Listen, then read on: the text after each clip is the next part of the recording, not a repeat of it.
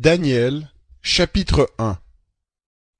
La troisième année du règne de Jéhoïakim, roi de Juda, Nebuchadnezzar, roi de Babylone, marcha contre Jérusalem et l'assiégea. Le Seigneur livra entre ses mains Jéhoïakim, roi de Juda, et une partie des objets de la maison de Dieu. Il les emmena au pays de Shinéar, dans la maison de son Dieu, et il mit les objets dans la maison du trésor de son Dieu.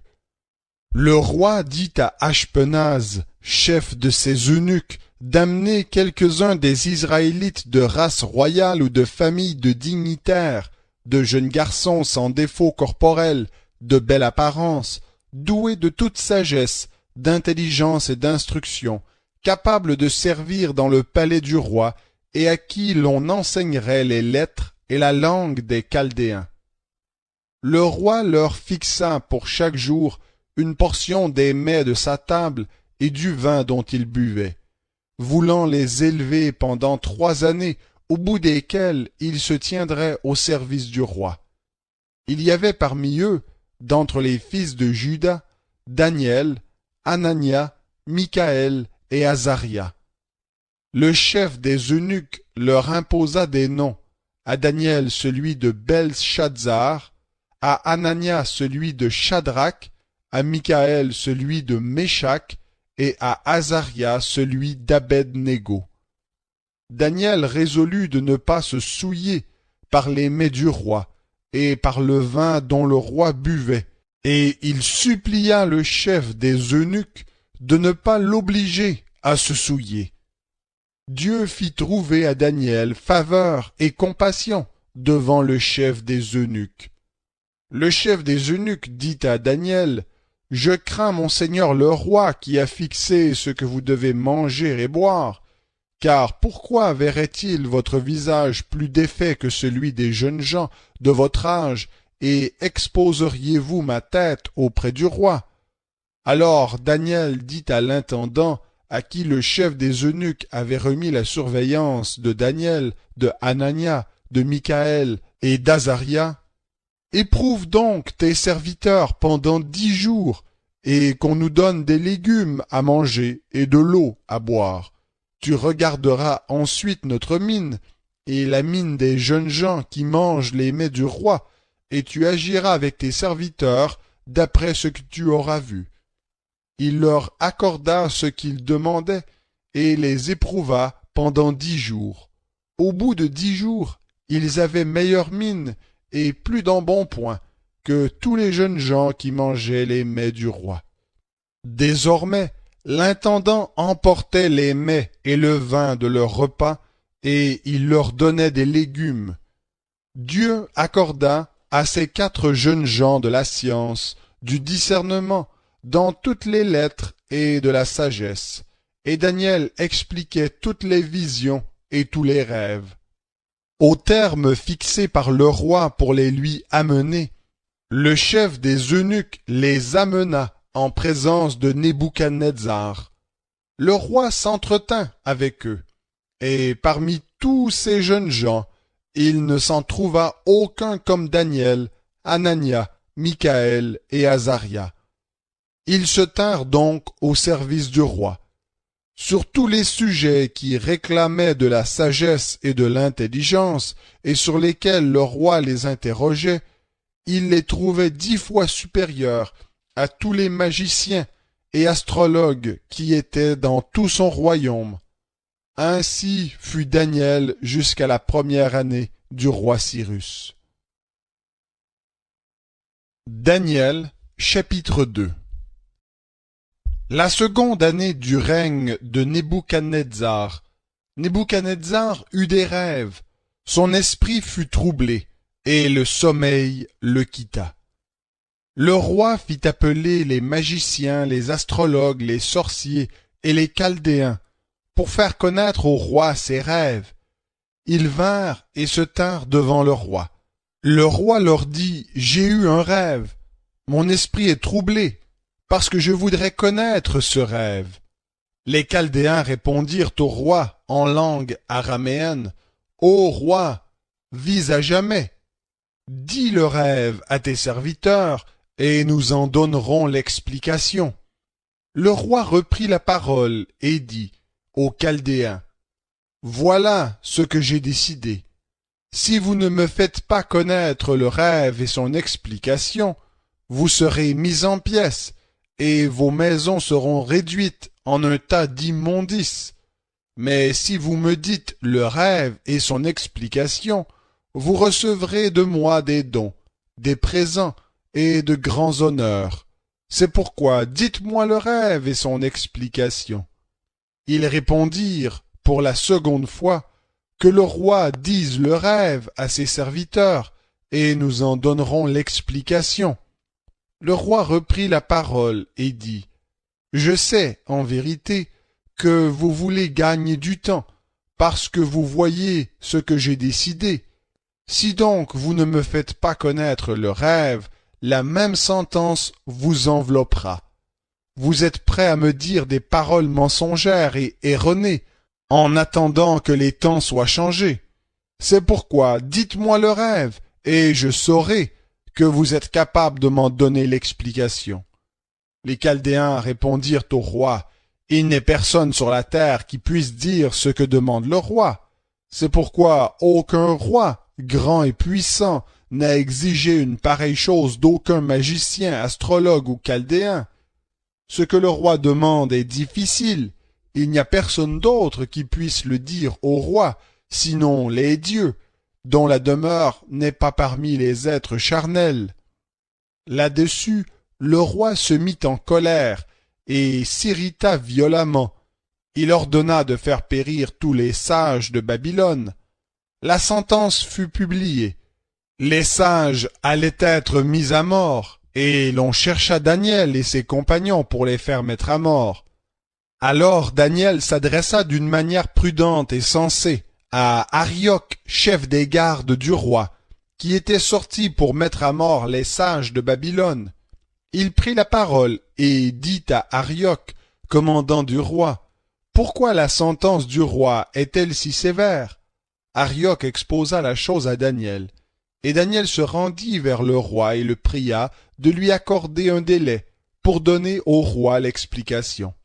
Ensuite, Daniel alla dans sa maison et fit connaître cette affaire à Anania, Michaël et Azaria, ses compagnons, pour implorer la compassion du Dieu des cieux au sujet de ce mystère, afin qu'on ne fasse pas périr Daniel et ses compagnons avec le reste des sages de Babylone. Alors le mystère fut révélé à Daniel dans une vision pendant la nuit, et Daniel bénit le Dieu des cieux. Daniel prit la parole et dit, « Béni soit le nom de Dieu, d'éternité en éternité. À lui appartiennent la sagesse et la force. C'est lui qui change les temps et les circonstances, qui renverse les rois et qui établit les rois, qui donne la sagesse aux sages et la science à ceux qui ont de l'intelligence. C'est lui qui révèle ce qui est profond et caché, qui connaît ce qui est dans les ténèbres, et la lumière demeure avec lui. Dieu de mes pères, je te célèbre et je te loue pour la sagesse et la force que tu m'as donnée, car tu m'as fait connaître ce que nous t'avons demandé, et tu nous as fait connaître ce qui concerne le roi. » Après cela, Daniel se rendit auprès d'Arioc, à qui le roi avait ordonné de faire périr les sages de Babylone. Il alla et il lui parla ainsi, « Ne fais pas périr les sages de Babylone, conduis-moi devant le roi, et je donnerai au roi l'explication. » Arioc conduisit promptement Daniel devant le roi et lui parla ainsi, « J'ai trouvé parmi les déportés de Juda un homme qui donnera l'explication au roi. » Le roi prit la parole et dit à Daniel, qu'on nommait Belshazzar, « Es-tu capable de me faire connaître le rêve que j'ai vu et son explication ?»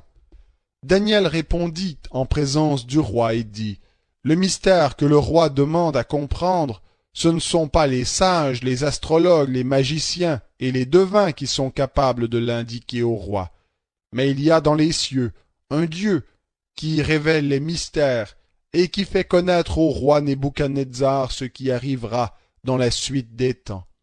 Voici ton rêve et les visions que tu as eues dans ton lit.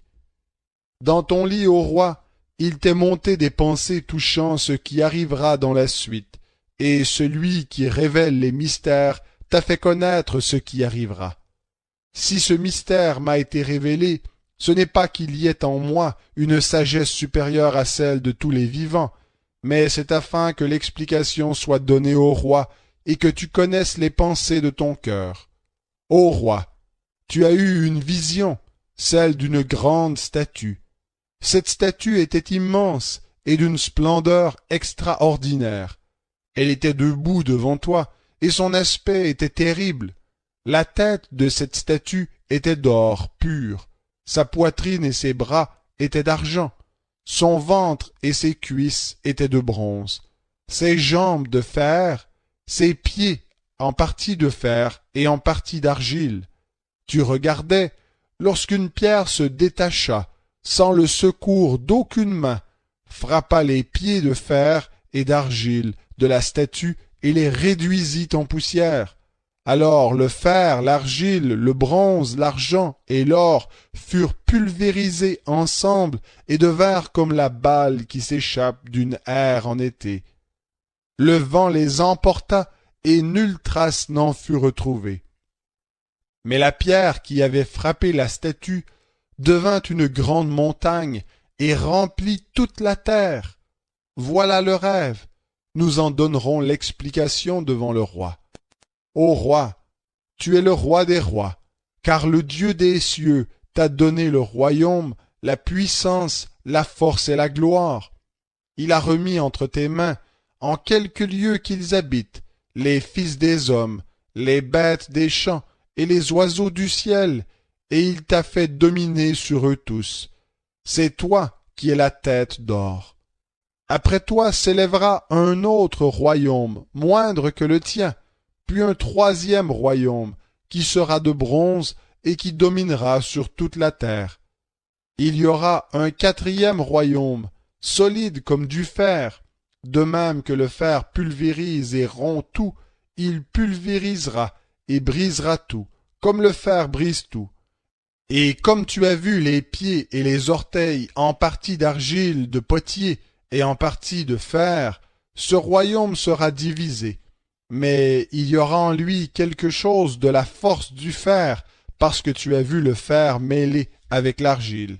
Et comme les doigts des pieds étaient en partie de fer et en partie d'argile, ce royaume sera en partie solide et en partie fragile. Tu as vu le fer mêlé avec l'argile, parce qu'ils se mêleront par des alliances humaines, mais ils ne s'attacheront pas l'un à l'autre, de même que le fer ne se mélange pas avec l'argile.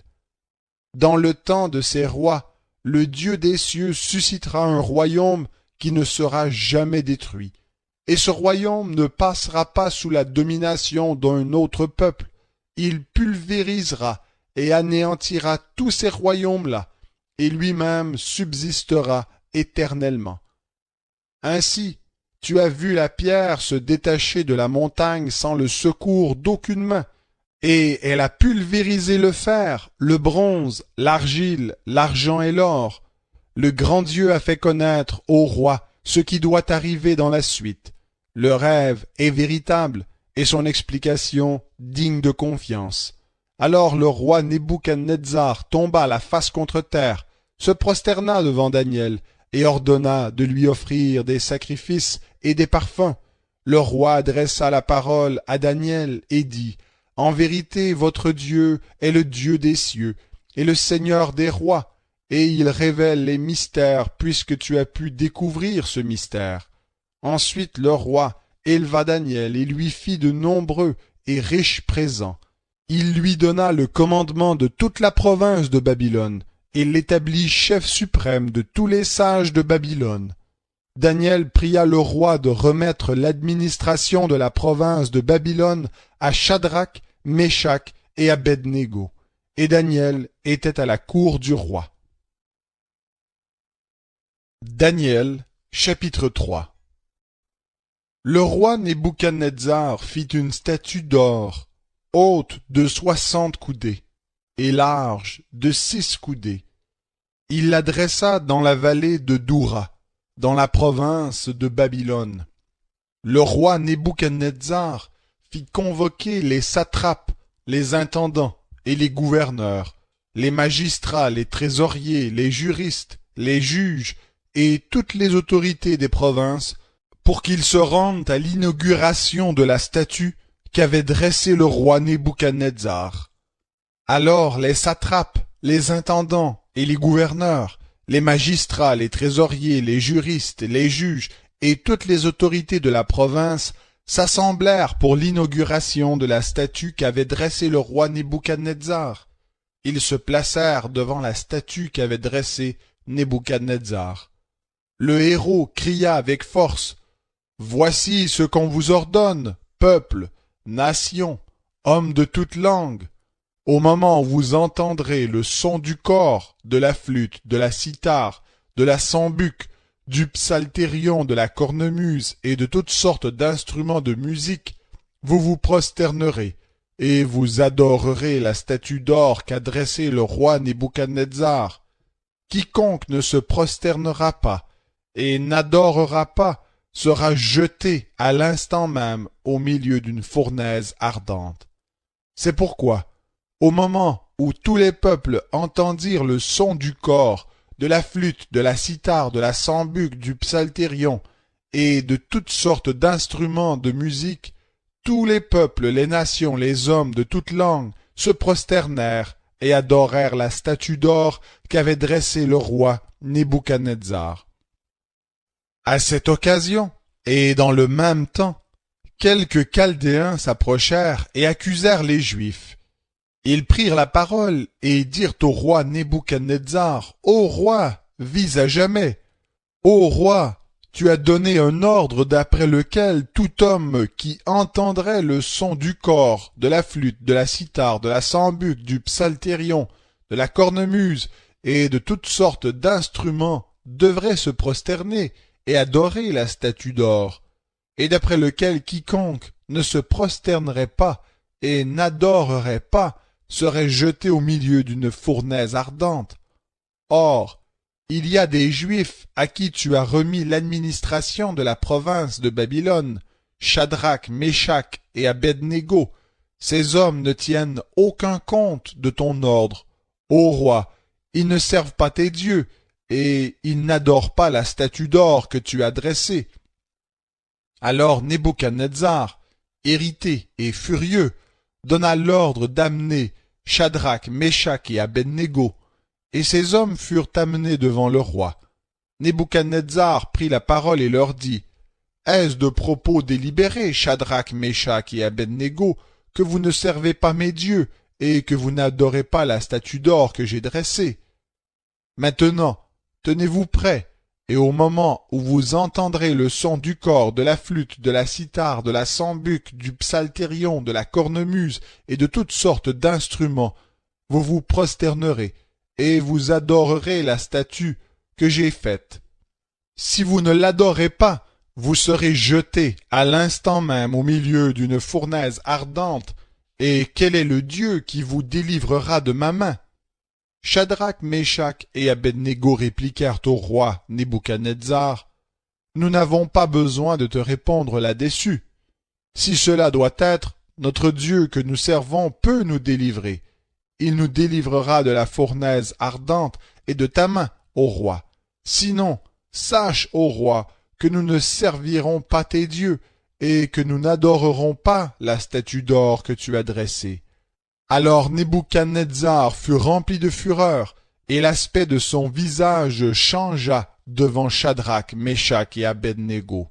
Il reprit la parole et ordonna de chauffer la fournaise 7 fois plus qu'il n'était habituel de la chauffer. Puis il commanda à quelques-uns des plus vigoureux soldats de son armée de lier Shadrach, Méshach et Abed-Négo et de les jeter dans la fournaise ardente. Ces hommes furent liés, revêtus de leurs habits, de leurs tuniques, de leurs manteaux et de leurs autres vêtements, et jetés au milieu de la fournaise ardente. À cause de l'ordre du roi, qui était sévère, et parce que la fournaise était extraordinairement chauffée, la flamme tua les hommes qui avaient jeté Shadrach, Meshach et Abednego. Et ces trois hommes, Shadrach, Meshach et Abednego, tombèrent liés au milieu de la fournaise ardente. Alors le roi Nebuchadnezzar fut effrayé et se leva précipitamment.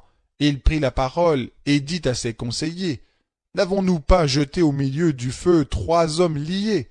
Ils répondirent au roi, « Certainement, au roi. » Il reprit et dit, « Eh bien, je vois quatre hommes sans lien qui marchent au milieu du feu et qui n'ont pas de mal, et l'aspect du quatrième ressemble à celui d'un fils des dieux. » Puis Nebuchadnezzar s'approcha de l'entrée de la fournaise ardente, prit la parole et dit, « Shadrach, Meshach et Abednego, serviteurs du Dieu Très-Haut, sortez et venez. » Et Shadrach, Meshach et Abednego sortirent du milieu du feu. Les satrapes, les intendants, les gouverneurs et les conseillers du roi s'assemblèrent.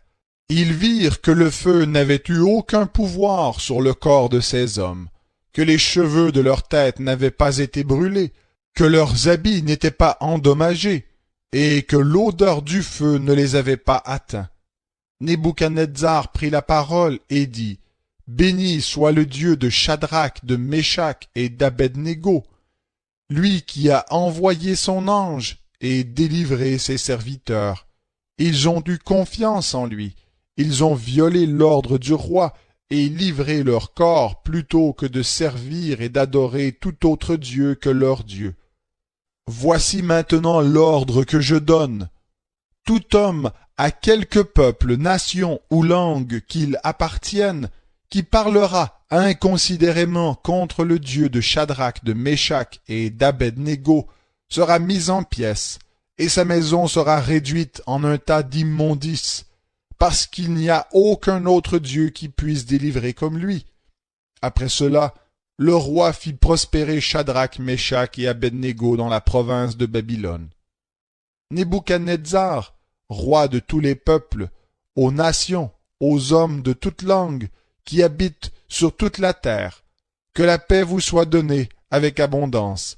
Il m'a semblé bon d'indiquer les signes et les prodiges que le Dieu Très-Haut a opérés à mon égard, que ces signes sont grands, que ces prodiges sont puissants. Son règne est un règne éternel, et sa domination subsiste de génération en génération. Daniel, chapitre 4. Moi, Nebuchadnezzar, je vivais tranquille dans ma maison et heureux dans mon palais.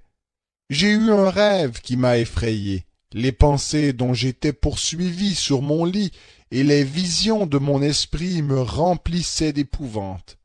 Je donnai l'ordre de faire venir devant moi tous les sages de Babylone afin de me faire connaître l'explication du rêve. Alors vinrent les magiciens, les astrologues, les chaldéens et les devins. Je leur dis le rêve, mais ils ne m'en firent pas connaître l'explication. En dernier lieu se présenta devant moi Daniel, nommé Belshazzar d'après le nom de mon Dieu, et qui a en lui l'esprit des dieux saints. Je lui dis le rêve, Belshazzar, chef des magiciens, qui a en toi, je le sais, l'esprit des dieux saints, et pour qui aucun mystère n'est difficile. Dis-moi l'explication des visions que j'ai eues en rêve. Voici les visions de mon esprit. Pendant que j'étais sur mon lit, je regardais, et voici, au milieu de la terre, un arbre d'une grande hauteur. Cet arbre était grand et fort, sa cime atteignait le ciel, et on le voyait des extrémités de toute la terre. Son feuillage était beau, et ses fruits abondants. Il portait de la nourriture pour tous. Sous lui, les bêtes des champs trouvaient de l'ombre. Dans ses branches habitaient les oiseaux du ciel, et tout être vivant tirait de lui sa nourriture. Dans les visions de mon esprit que j'avais sur mon lit, je regardais, et voici, un des saints qui veille descendit des cieux. Il cria avec force et parla ainsi. Abattez l'arbre et coupez ses branches, arracher le feuillage et disperser les fruits. Que les bêtes fuient de dessous et les oiseaux du milieu de ses branches, mais laissez en terre le tronc avec ses racines, dans des chaînes de fer et de bronze, parmi l'herbe des champs. Qu'il soit trempé de la rosée du ciel, et qu'il ait comme les bêtes l'herbe de la terre pour partage. Son cœur d'homme sera changé, et un cœur de bête lui sera donné, et 7 ans passeront sur lui. Cette sentence est un décret de ceux qui veillent, cette résolution est un ordre des saints, afin que les vivants sachent que le Très-Haut domine sur toute royauté humaine, qu'il la donne à qui il lui plaît, et qu'il y élève le dernier des hommes. Voilà le rêve que j'ai eu, moi, le roi Nebuchadnezzar. Toi, Belshazzar, dis-moi l'explication, puisque tous les sages de mon royaume ne peuvent me faire connaître cette explication. Toi tu le peux, car tu as en toi l'esprit des dieux saints. Alors Daniel, nommé Belshazzar, fut un moment stupéfait, et ses pensées l'épouvantaient. Le roi reprit et dit, Belshazzar, que le rêve et l'explication ne t'épouvantent pas. Et Belshazzar répondit, Mon Seigneur, que le rêve soit pour tes ennemis, et son explication pour tes adversaires. L'arbre que tu as vu, qui était devenu grand et fort, dont la cime atteignait le ciel et qu'on voyait de toute la terre, cet arbre dont le feuillage était beau et les fruits abondants, qui portait de la nourriture pour tous, sous lequel s'abritaient les bêtes des champs et dans les branches duquel les oiseaux du ciel demeuraient. C'est toi, ô roi, qui es devenu grand et puissant, dont la grandeur s'est accrue au point d'atteindre le ciel, et dont la domination s'étend jusqu'aux extrémités de la terre. Le roi a vu l'un des saints qui veillent descendre du ciel et dire « Abattez l'arbre et détruisez-le, mais laissez en terre le tronc et ses racines dans des chaînes de fer et de bronze, parmi l'herbe des champs, qu'il soit trempé de la rosée du ciel et qu'il ait avec les bêtes des champs l'herbe pour partage, jusqu'à ce que 7 ans soient passés sur lui. Voici l'explication. Ô roi, voici le décret du Très-Haut, qui atteindra mon seigneur le roi. On te chassera du milieu des hommes, tu auras ta demeure avec les bêtes des champs, et l'on te donnera comme au bœuf de l'herbe à manger. Tu seras trempé de la rosée du ciel, et 7 ans passeront sur toi jusqu'à ce que tu reconnaisses que le Très-Haut domine sur toute royauté humaine, et qu'il la donne à qui il lui plaît. L'ordre de laisser la souche avec les racines de l'arbre signifie que ta royauté te restera quand tu reconnaîtras que celui qui domine est dans les cieux. C'est pourquoi, ô roi, puisse mon conseil te plaire. Mets un terme à tes péchés par la justice et à tes fautes par la compassion envers les malheureux, et ta tranquillité se prolongera. Tout cela s'accomplit sur le roi Nebuchadnezzar. Au bout de 12 mois, comme il se promenait dans le palais royal à Babylone, le roi prit la parole et dit « N'est-ce pas ici Babylone la grande que j'ai bâtie comme résidence royale par la puissance de ma force et pour l'honneur de ma gloire ?» La parole était encore dans la bouche du roi, qu'une voix descendit du ciel. C'est à toi que l'on parle, roi Nebuchadnezzar. Ta royauté s'est retirée de toi. On te chassera du milieu des hommes. Tu auras ta demeure avec les bêtes des champs. On te donnera, comme au bœuf, de l'herbe à manger. Et 7 ans passeront sur toi, jusqu'à ce que tu reconnaisses que le Très-Haut domine sur toute royauté humaine, et qu'il la donne à qui il lui plaît. Au même instant, la parole s'accomplit sur Nebuchadnezzar. Il fut chassé du milieu des hommes. Il mangea de l'herbe comme les bœufs. Son corps fut trempé de la rosée du ciel jusqu'à ce que ses cheveux poussent comme les plumes des aigles et ses ongles comme ceux des oiseaux. Après le temps marqué, moi, Nebuchadnezzar, je levai les yeux vers le ciel, et la raison me revint. J'ai béni le Très-Haut, j'ai loué et glorifié celui qui vit éternellement, celui dont la domination est une domination éternelle, et dont le règne subsiste de génération en génération. Tous les habitants de la terre sont comme s'ils n'avaient pas de valeur. Il agit comme il lui plaît avec l'armée des cieux et avec les habitants de la terre, et il n'y a personne qui résiste à sa main et qui lui dise « Que fais-tu » En ce temps, la raison me revint. L'honneur de ma royauté, ma gloire et ma splendeur me furent rendus. Mes conseillers et mes grands me réclamèrent. Je fus rétabli dans ma royauté, et ma grandeur ne fit que s'accroître. Maintenant, moi, Nebuchadnezzar, je loue, j'exalte et je glorifie le roi des cieux, dont toutes les œuvres sont vraies, et les voies justes, et qui peut abaisser ceux qui marchent avec orgueil. Daniel, chapitre 5. Le roi Belshazzar donna un grand festin à ses grands, au nombre de 1000, et il but du vin en présence de ces 1000. Belshazzar, après avoir goûté au vin, ordonna d'apporter les vases d'or et d'argent que son père Nebuchadnezzar avait enlevés du temple de Jérusalem, afin que le roi y boive, ainsi que ses femmes, ses concubines et ses grands. Alors on apporta les vases d'or qui avaient été enlevés du temple de la maison de Dieu à Jérusalem, et le roi, ses grands, ses femmes et ses concubines y burent. Ils burent du vin, et ils louèrent les dieux d'or, d'argent, de bronze, de fer, de bois et de pierre. À ce moment-là, apparurent les doigts d'une main d'homme, et ils écrivirent en face du chandelier sur le plâtre de la muraille du palais royal. Le roi vit cette extrémité de main qui écrivait. Alors le roi pâlit, et ses pensées l'épouvantèrent, les jointures de ses reins se relâchèrent, et ses genoux s'entrechoquaient.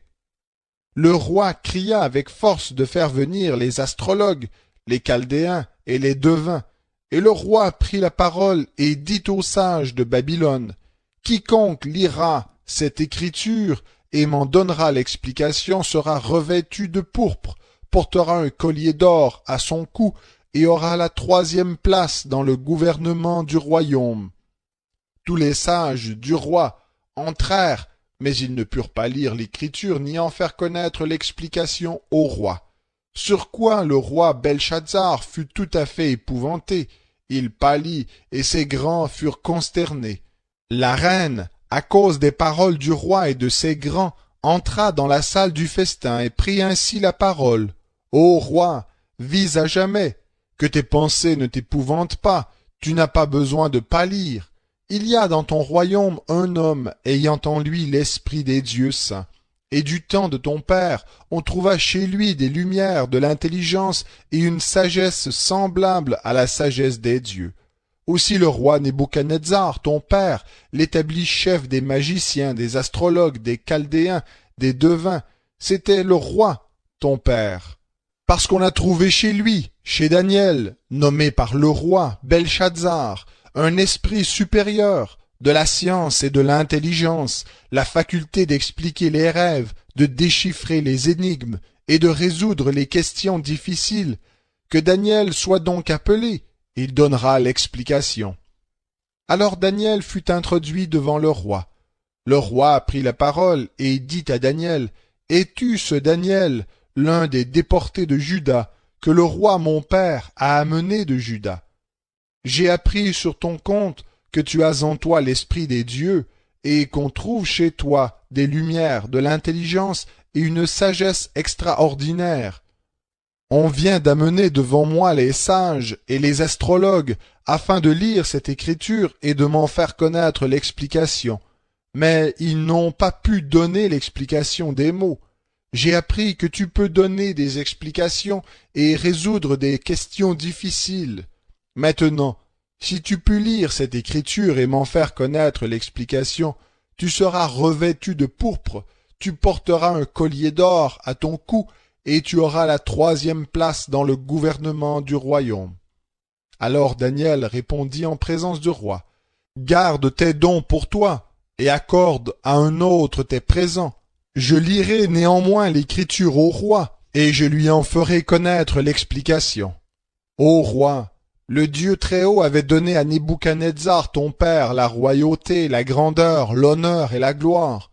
À cause de la grandeur qu'il lui avait donnée, tous les peuples, les nations, les hommes de toute langue étaient dans la crainte et tremblaient devant lui. Le roi faisait mourir ceux qu'il voulait, et il laissait la vie à ceux qu'il voulait. Il élevait ceux qu'il voulait, et il abaissait ceux qu'il voulait. Mais lorsque son cœur s'éleva, et que son esprit s'endurcit jusqu'à l'arrogance, il fut précipité de son trône royal et dépouillé de sa gloire. Il fut chassé du milieu des humains, et son cœur devint semblable à celui des bêtes, et sa demeure fut avec les ânes sauvages. On lui donna, comme au bœuf, de l'herbe à manger, et son corps fut trempé de la rosée du ciel, jusqu'à ce qu'il reconnaisse que le Dieu Très-Haut domine sur toute royauté humaine, et qu'il y place celui qu'il veut. Et toi, Belshazzar, son fils, tu n'as pas humilié ton cœur, quoique tu aies connu tout cela. Tu t'es élevé contre le Seigneur des cieux, tu as fait apporter devant toi les vases de sa maison, et vous avez bu du vin, toi et tes grands, tes femmes et tes concubines. Tu as loué les dieux d'argent, d'or, de bronze, de fer, de bois et de pierre, qui ne voient pas, qui n'entendent pas, et qui n'ont pas la connaissance, et tu n'as pas glorifié le Dieu qui a dans sa main ton souffle et toutes tes voies. C'est pourquoi il a envoyé cette extrémité de main qui a tracé cette écriture. Voici l'écriture qui a été tracée. Menez, menez, Tekel et Parsin. Et voici l'explication de ces mots. Menez, Dieu a compté ton règne et y a mis fin. Tekel, tu as été pesé dans la balance et tu as été trouvé léger. Parsin, ton royaume sera divisé et donné aux Mèdes et aux Perses. Aussitôt Belshazzar ordonna de revêtir Daniel de pourpre, de lui mettre au cou un collier d'or et de publier qu'il aurait la 3e place dans le gouvernement du royaume. Cette même nuit, Belshazzar, roi des Chaldéens, fut tué. Darius le Mède reçut la royauté à l'âge de 62 ans. Daniel, chapitre 6. Darius le Mède reçut la royauté à l'âge de 62 ans. Darius trouva bon d'établir sur le royaume 120 satrapes, qui devaient être répartis dans tout le royaume. Il mit à leur tête 3 chefs. L'un d'entre eux était Daniel, à qui ces satrapes devaient rendre compte afin que le roi ne subisse aucun tort. Daniel lui-même surpassait les chefs et les satrapes parce qu'il avait en lui un esprit supérieur, et le roi pensait à l'établir sur tout le royaume. Alors les chefs et les satrapes cherchèrent un motif pour accuser Daniel en ce qui concernait les affaires du royaume, mais ils ne purent trouver aucune occasion ni aucune erreur, parce qu'il était fidèle et qu'on ne trouvait chez lui ni négligence ni erreur. Alors ces hommes dirent, « Nous ne trouvons aucun motif contre ce Daniel, à moins que nous n'en trouvions un dans la loi de son Dieu. » Puis ses chefs et ses satrapes se rendirent tumultueusement auprès du roi, et lui parlèrent ainsi. « Roi Darius, vis à jamais. Tous les chefs du royaume, les intendants, les satrapes, les conseillers et les gouverneurs sont d'avis que soit publié un édit royal, et que soit mise en vigueur cette interdiction. Quiconque, dans l'espace de 30 jours, adressera des prières à quelque dieu ou à quelque homme, excepté à toi, ô roi, sera jeté dans la fosse aux lions. Maintenant, ô roi, confirme l'interdiction et signe le décret, afin qu'il soit irrévocable selon la loi des Mèdes et des Perses qui ne peut être abrogée. » Là-dessus, le roi Darius signa le décret et l'interdiction. Lorsque Daniel sut que le décret était signé, il monta dans sa maison, où les fenêtres étaient ouvertes, dans la direction de Jérusalem, et 3 fois par jour il se mettait à genoux, il priait et louait son Dieu comme il le faisait auparavant. Alors ces hommes entrèrent tumultueusement, et trouvèrent Daniel qui suppliait et invoquait son Dieu. Puis ils allèrent trouver le roi, et lui parlèrent de l'interdiction royale. N'as-tu pas signé une interdiction portant que quiconque dans l'espace de 30 jours adresserait des prières à quelque dieu ou à quelque homme, excepté à toi, ô roi, serait jeté dans la fosse aux lions? Le roi répondit, la chose est certaine, selon la loi des Mèdes et des Perses, qui ne peut être abrogée. Ils prirent de nouveau la parole et dirent au roi, Daniel, l'un des déportés de Juda, n'a tenu aucun compte de toi, ô roi, ni de l'interdiction que tu as signée, et il a fait sa prière 3 fois par jour.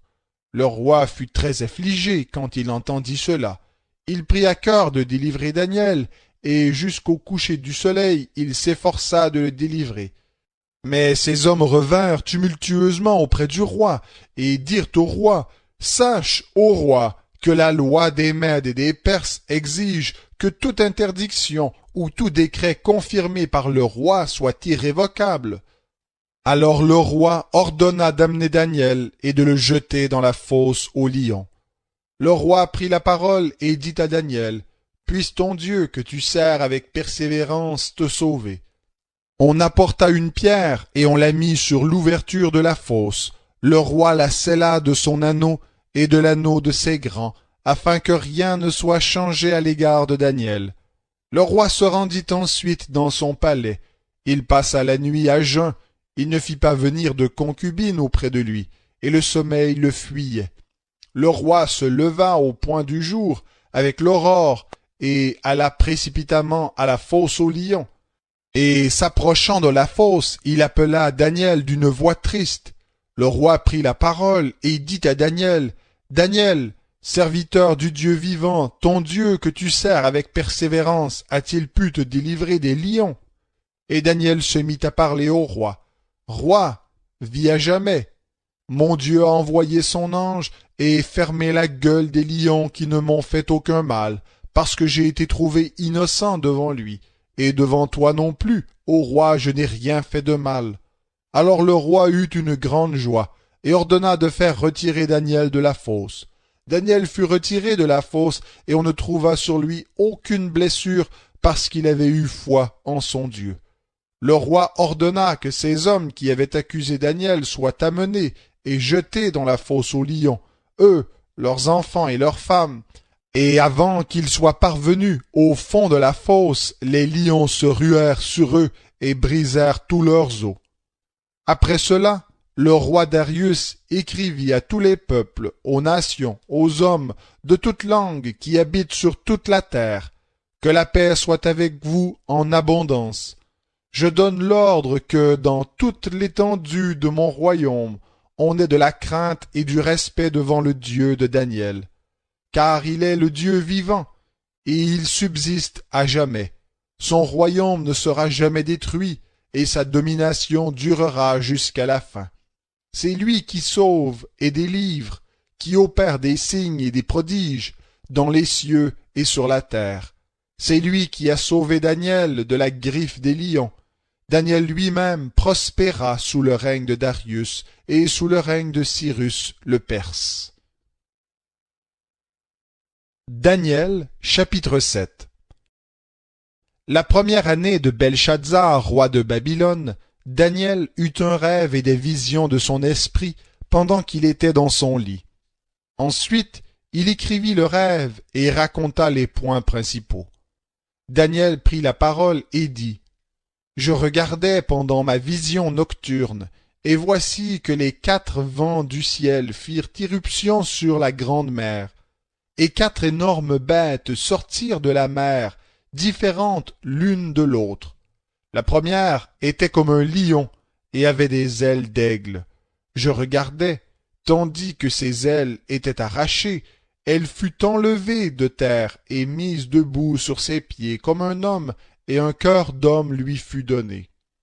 Et voici une seconde bête semblable à un ours. Elle se dressa sur un côté.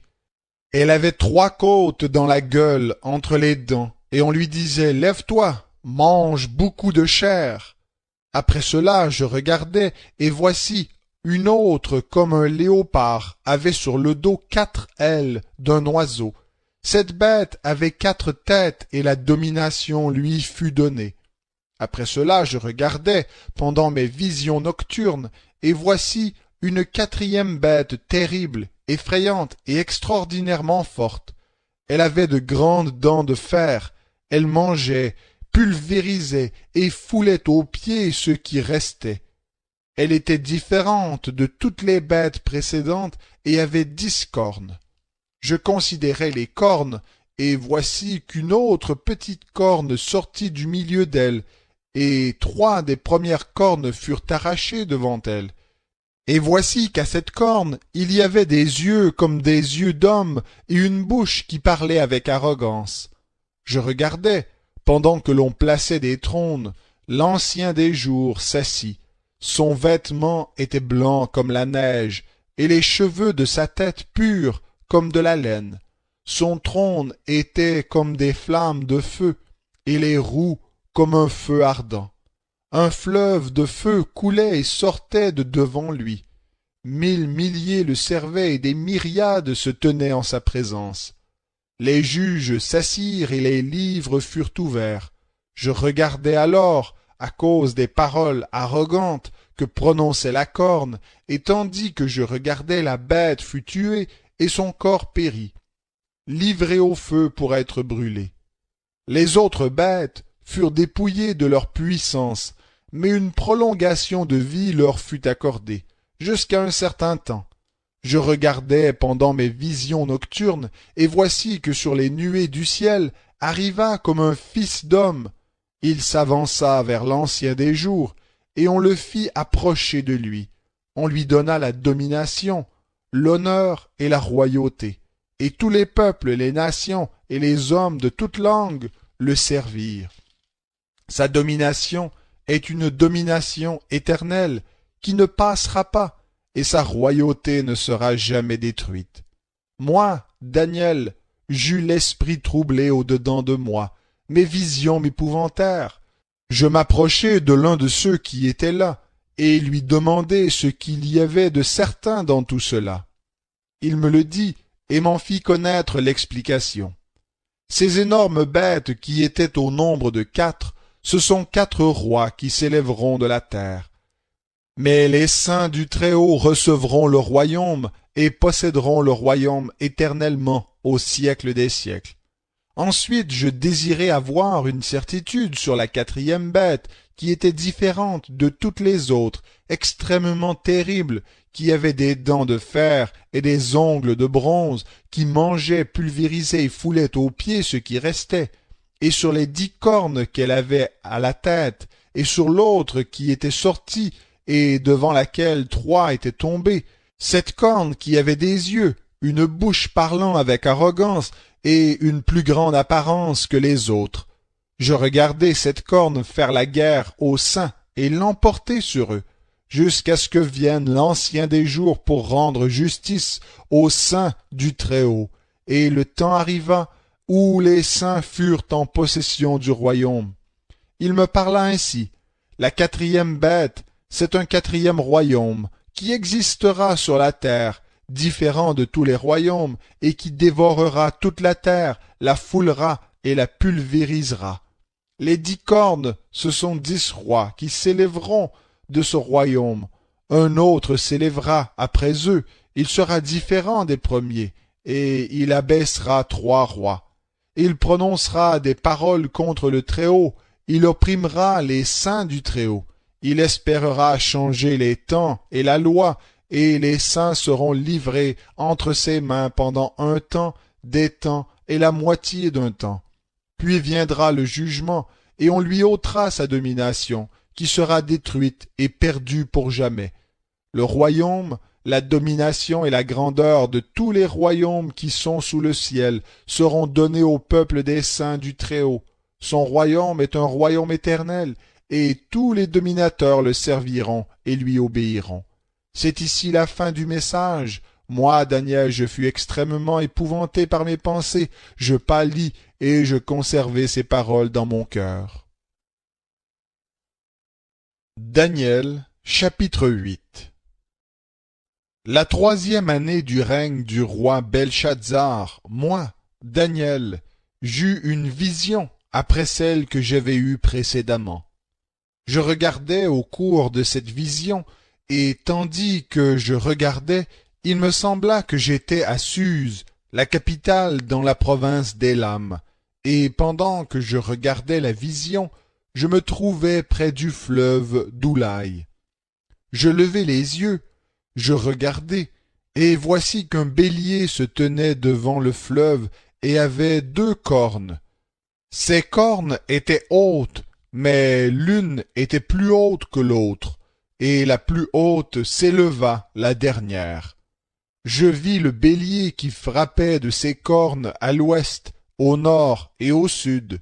Aucun animal ne pouvait lui résister, et personne ne pouvait délivrer de son pouvoir. Il faisait ce qu'il voulait, et grandissait. Comme je prêtais attention, voici un bouc venait de l'Occident, en rasant toute la surface de la terre, sans la toucher. Ce bouc avait une corne spectaculaire entre les yeux.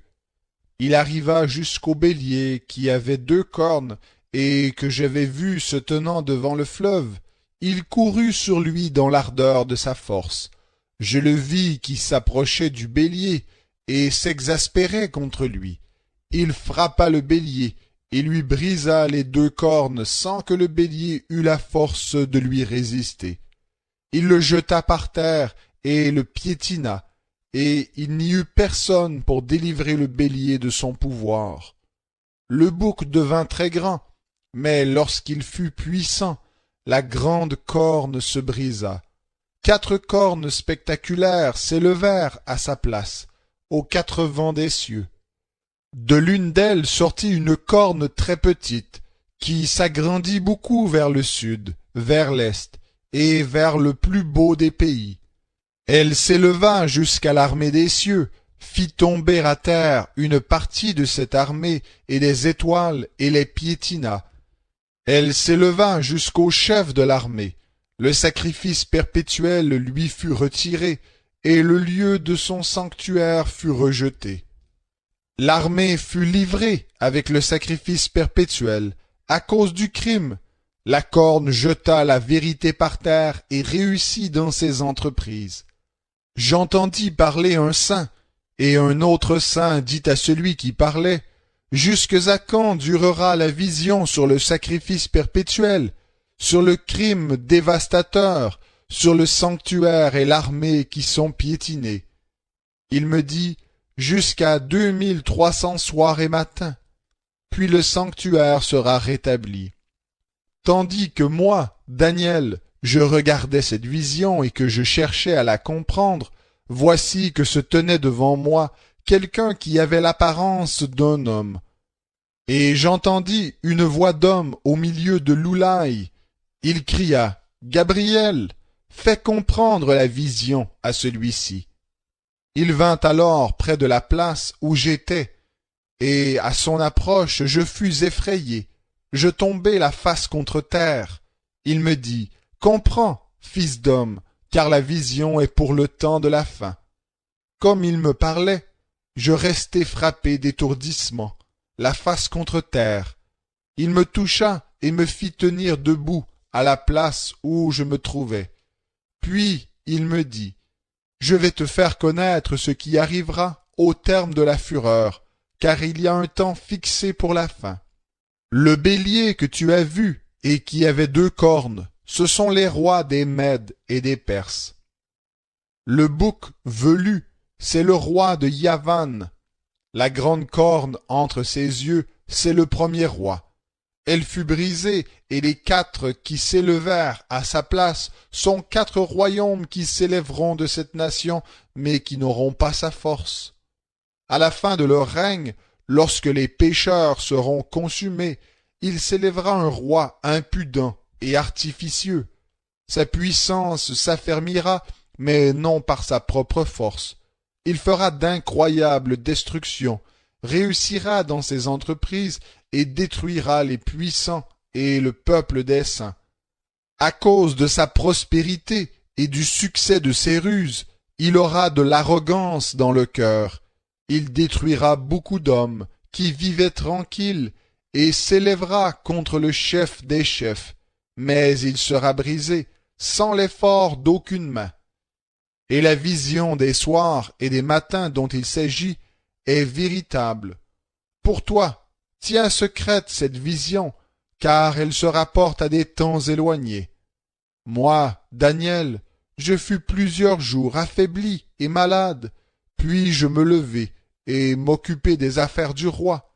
J'étais dans la stupeur à cause de la vision et ne la comprenais point. Daniel, chapitre 9.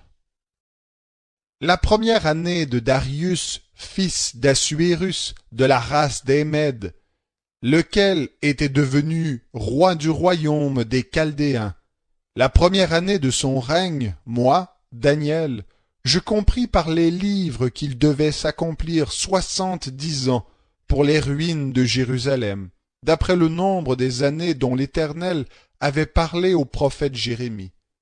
Je tournai ma face vers le Seigneur Dieu, afin de recourir à la prière et aux supplications, par le jeûne et le sac et la cendre. Je priai l'Éternel mon Dieu, et lui fis cette confession. Ah, Seigneur Dieu grand et redoutable, toi qui gardes ton alliance et ta bienveillance envers ceux qui t'aiment et qui observent tes commandements. Nous avons péché, nous avons commis des fautes, nous avons été méchants et rebelles, nous nous sommes détournés de tes commandements et de tes ordonnances. Nous n'avons pas écouté tes serviteurs, les prophètes, qui ont parlé en ton nom à nos rois, à nos princes, à nos pères et à tout le peuple du pays. À toi, Seigneur, la justice, et à nous la honte, comme en ce jour aux hommes de Juda, aux habitants de Jérusalem, et à tout Israël, à ceux qui sont près et à ceux qui sont loin, dans tous les pays où tu les as chassés à cause des infidélités dont ils se sont rendus coupables envers toi. Éternel, à nous la honte au visage, à nos rois, à nos princes et à nos pères, parce que nous avons péché contre toi. Auprès du Seigneur notre Dieu la compassion et le pardon, car nous avons été rebelles envers lui. Nous n'avons pas écouté la voix de l'Éternel notre Dieu, pour suivre ces lois qu'il avait mises devant nous par l'intermédiaire de ses serviteurs les prophètes. Tout Israël a transgressé ta loi et s'est écarté sans écouter ta voix. Alors se sont répandues sur nous les imprécations et les serments qui sont écrits dans la loi de Moïse, serviteur de Dieu, parce que nous avons péché contre Dieu. Il a accompli la parole qu'il avait prononcée contre nous et contre nos chefs qui nous ont gouvernés, en faisant venir sur nous un grand malheur. Et il n'en est jamais arrivé sous le ciel entier de semblable à celui qui est arrivé à Jérusalem. Comme cela est écrit dans la loi de Moïse, tout ce malheur est venu sur nous, et nous n'avons pas imploré l'Éternel notre Dieu. Nous ne nous sommes pas détournés de nos fautes, nous n'avons pas discerné ta vérité. L'Éternel a veillé pour que ce malheur vienne sur nous, car l'Éternel notre Dieu est juste dans toutes les œuvres qu'il a faites, mais nous n'avons pas écouté sa voix. Et maintenant, Seigneur notre Dieu, toi qui as fait sortir ton peuple du pays d'Égypte par ta main puissante et qui t'es fait une renommée comme elle l'est aujourd'hui, nous avons péché et nous avons été coupables. Seigneur, selon tous tes actes de justice, que ta colère et ta fureur se détournent de ta ville de Jérusalem, de ta montagne sainte, car à cause de nos péchés et des fautes de nos pères, Jérusalem et ton peuple sont dans le déshonneur pour tous ceux qui nous entourent. Maintenant donc, ô notre Dieu, écoute la prière et les supplications de ton serviteur, et pour l'amour du Seigneur, fais briller ta face sur ton sanctuaire dévasté. Mon Dieu, prête l'oreille et écoute, ouvre les yeux et regarde nos ruines et la ville sur laquelle ton nom est invoqué. Car ce n'est pas à cause de nos œuvres de justice que nous te présentons nos supplications, c'est à cause de tes grandes compassions. Seigneur, écoute, Seigneur, pardonne, Seigneur, sois attentif, agis et ne tarde pas, par amour pour toi, ô mon Dieu, car ton nom est invoqué sur ta ville et sur ton peuple. Je parlais encore, je priais, je confessais mon péché et le péché de mon peuple d'Israël, et je présentais mes supplications à l'Éternel, mon Dieu, en faveur de la sainte montagne de mon Dieu. Je parlais encore dans ma prière quand Gabriel, l'homme que j'avais vu précédemment dans la vision, s'approcha de moi d'un vol rapide, au moment de l'offrande du soir. Il m'instruisit et me parla. Il me dit, Daniel, je suis venu maintenant pour te permettre de comprendre. Au commencement de tes supplications, une parole fut émise, et je viens pour te l'annoncer, car tu es un bien-aimé. Saisis la parole et comprends la vision. 70 semaines ont été fixées sur ton peuple et sur ta ville sainte, pour faire cesser les crimes et mettre fin au péché, pour expier la faute et pour ramener la justice éternelle, pour accomplir la vision et la prophétie, et pour oindre le Saint des saints. Prends donc connaissance et comprends. Depuis la promulgation de la parole disant de rétablir et de reconstruire Jérusalem jusqu'au prince Messie, il y a 7 semaines, et dans 62 semaines, les places et les fossés seront rétablis et reconstruits. Mais en des temps d'angoisse, après les 62 semaines, un Messie sera retranché, et il n'y aura personne pour lui. Le peuple d'un prince qui viendra détruira la ville et le sanctuaire, et sa fin arrivera comme par une inondation. Il est résolu que les dévastations dureront jusqu'à la fin de la guerre. Il fera avec beaucoup une solide alliance d'1 semaine, et durant la moitié de la semaine, il fera cesser le sacrifice et l'offrande. Le dévastateur ira à l'extrême des abominations, jusqu'à ce que la ruine et ce qui a été résolu fondent sur le dévastateur. Daniel, chapitre 10. La 3e année de Cyrus, roi de Perse, une parole fut révélée à Daniel, qu'on nommait Belshazzar. Cette parole est vraie. Il y aura un grand combat. Il saisit cette parole et comprit la vision. En ce temps-là, moi, Daniel, je fus 3 semaines dans le deuil. Je ne mangeai aucun mets délicat.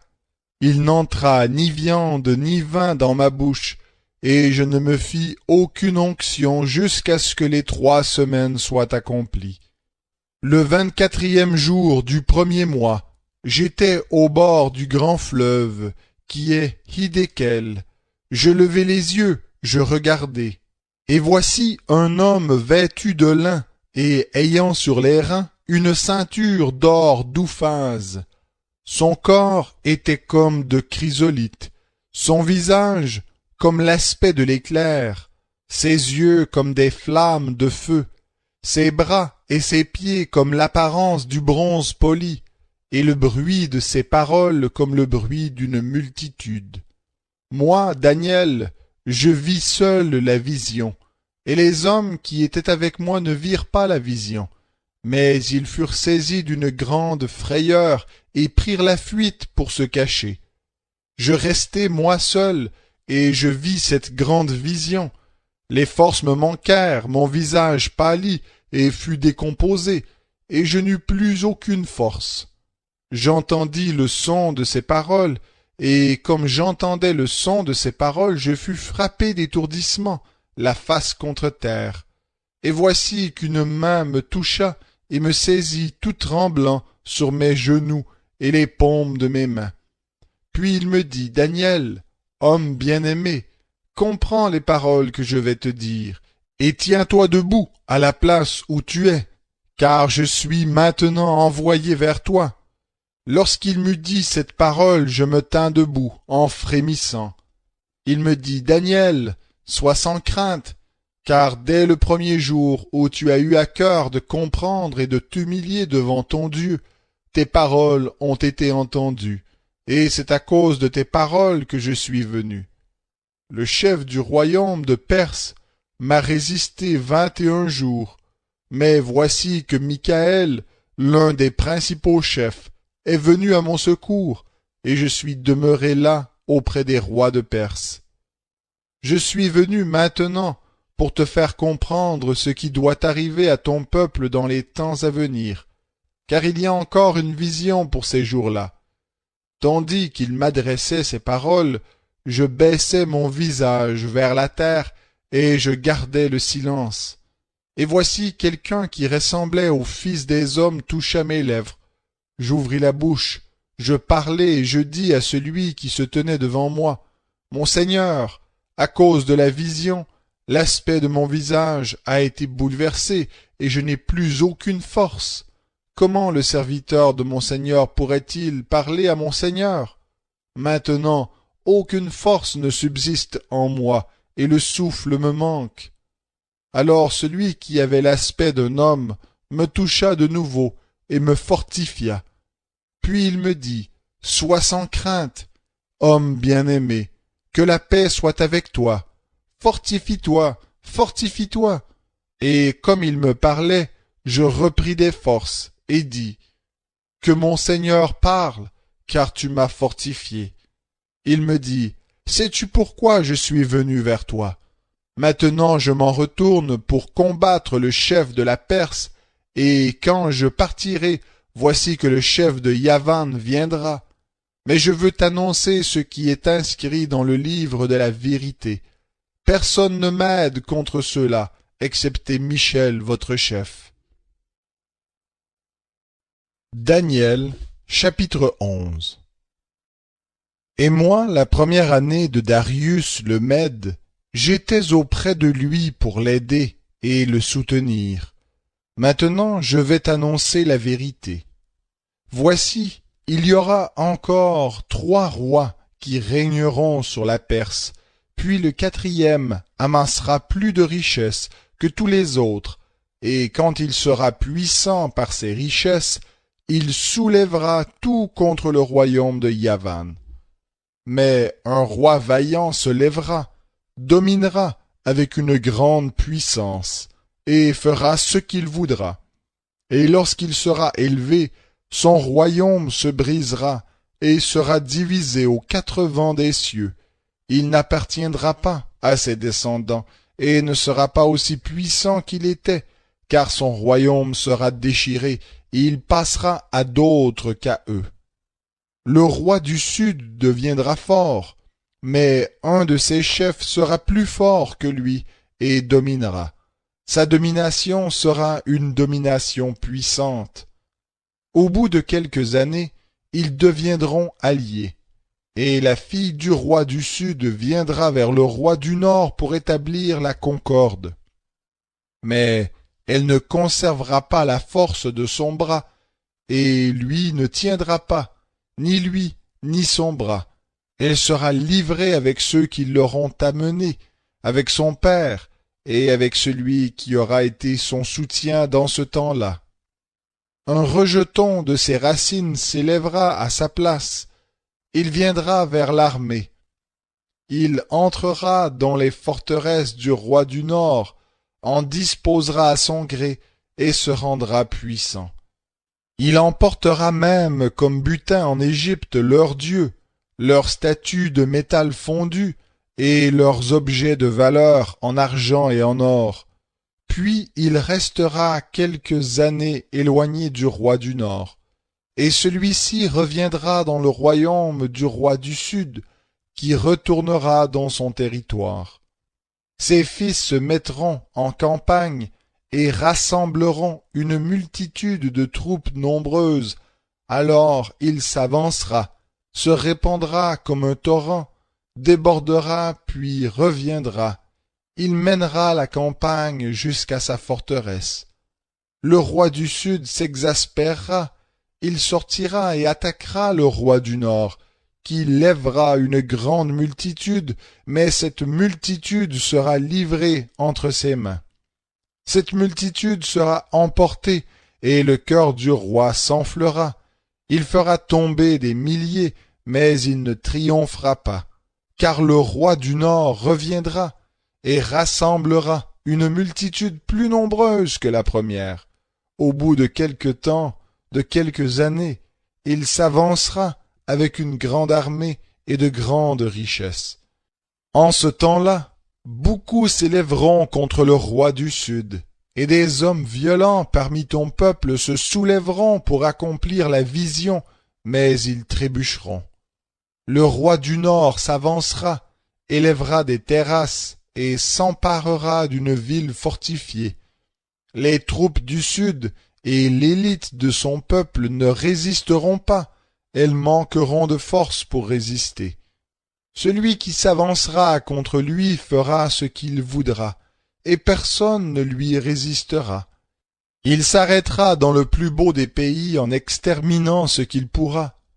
Il se proposera d'arriver avec la puissance de tout son royaume et d'établir la concorde avec lui. Il lui donnera sa fille comme femme, pour sa perte, mais cela n'aura pas lieu et ne lui réussira pas. Il tournera ses vues du côté des îles, et il en prendra plusieurs. Mais un chef militaire fera cesser son action déshonorante, sans qu'il puisse à son tour le déshonorer. Puis il retournera ensuite vers les forteresses de son pays.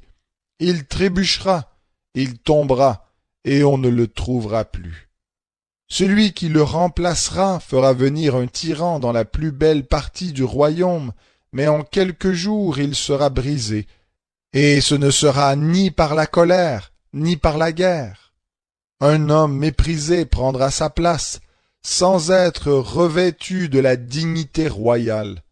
Il arrivera au milieu de la tranquillité, et s'emparera du royaume par des intrigues. Les troupes qui déborderont comme un torrent seront débordées devant lui et brisées de même que le prince de l'Alliance. Après qu'on se sera joint à lui, il usera de tromperie, il montera et deviendra puissant avec peu de monde. En toute tranquillité, il s'avancera dans les lieux les plus fertiles de la province. Il fera ce que n'avaient pas fait ses pères, ni les pères de ses pères. Il distribuera butin, dépouilles et richesses. Il inventera des machinations contre les forteresses, et cela pendant un certain temps. À la tête d'une grande armée, il emploiera sa force et son ardeur contre le roi du Sud, et le roi du Sud se mettra en campagne pour faire la guerre avec une grande et très puissante armée. Mais il ne résistera pas, car on inventera contre lui des machinations. Ceux qui mangeront des mets de sa table causeront sa perte. Son armée sera débordée, et les morts tomberont en grand nombre. Les deux rois chercheront en leur cœur à faire du mal, et à la même table ils diront des mensonges. Mais cela ne réussira pas, car la fin n'arrivera qu'au temps fixé. Il retournera dans son pays avec de grandes richesses. Son cœur s'élèvera contre l'alliance sainte. Il agira contre elle, puis retournera dans son pays. À une époque fixée, il marchera de nouveau contre le sud, mais cette dernière fois les choses ne se passeront pas comme la première fois. Des navires de Kittim s'avanceront contre lui. Découragé, il rebroussera chemin, puis furieux, il agira contre l'alliance sainte. Il reviendra et aura des attentions pour ceux qui auront abandonné l'alliance sainte. Des troupes se présenteront sur son ordre, elles profaneront le sanctuaire, la forteresse, Elles aboliront le sacrifice perpétuel et dresseront l'abomination du dévastateur.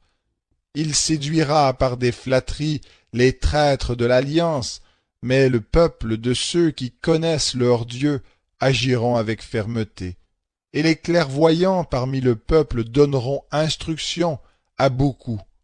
Il en est qui trébucheront pour un temps à cause de l'épée, de la flamme, de la captivité et du pillage. Dans le temps où ils trébucheront, ils seront un peu secourus, et beaucoup se joindront à eux par des intrigues. Quelques-uns parmi les clairvoyants trébucheront, afin d'être épurés, purifiés et blanchis, jusqu'au temps de la fin, car elle n'arrivera qu'au temps fixé. Le roi fera ce qu'il voudra, il s'élèvera, il se glorifiera au-dessus de tous les dieux, et il dira des choses incroyables contre le Dieu des dieux. Il prospérera jusqu'à ce que la colère soit consommée, car ce qui est résolu s'accomplira. Il n'aura d'attention ni pour les dieux de ses pères, ni pour la divinité bien-aimée des femmes, il n'aura d'attention pour aucun dieu, car il se glorifiera au-dessus de tous. Toutefois, il honorera le Dieu des forteresses de son piédestal, ce Dieu que ne connaissaient pas ses pères. Il l'honorera avec de l'or, de l'argent, des pierres précieuses et des objets de prix. C'est avec le Dieu étranger qu'il agira contre les dieux fortifiés, et il comblera de gloire ceux qui le reconnaîtront. Il les fera dominer sur beaucoup, il leur partagera des terres pour récompense. Au temps de la fin, le roi du Sud se heurtera contre lui, et le roi du Nord fondra sur lui comme une tempête avec des chars, des cavaliers et de nombreux navires. Il s'avancera dans des terres, débordera comme un torrent et passera. Il avancera dans le plus beau des pays, et beaucoup trébucheront. Mais Édom, Moab et les principaux des Ammonites échapperont de sa main. Il étendra sa main sur divers pays, et le pays d'Égypte n'échappera pas.